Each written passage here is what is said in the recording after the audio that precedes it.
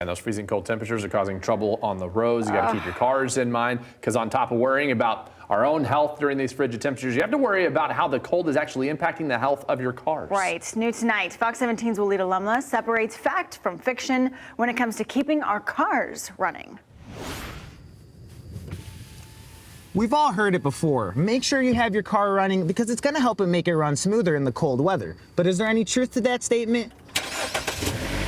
That winter cold is here, and your car can tell. So if your battery's kind of on the verge and it drops into these kind of weather, you're not going to see that car start. You're going to hear that click, click, click, and it's just not going to want to go over. Every year, we hear the same old suggestions, like you should keep at least half a tank of gas.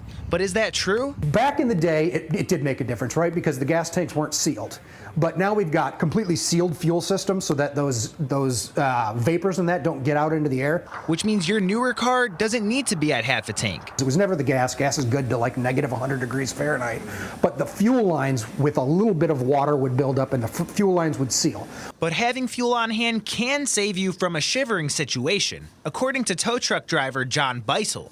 I've had 2 fuel deliveries today. People letting their car run in their driveway and it runs out of gas. They forget it's out there running. They go back 2 hours later and it's empty. And warming up that car before you hop in benefits you more than the car. A nice warm car to get into in the morning is nice, but it's not great for a car to sit there and idle. You're really kind of using up gas. The motor's not working as efficiently as it could. So from a car perspective, I'd actually probably say it's better not to do that.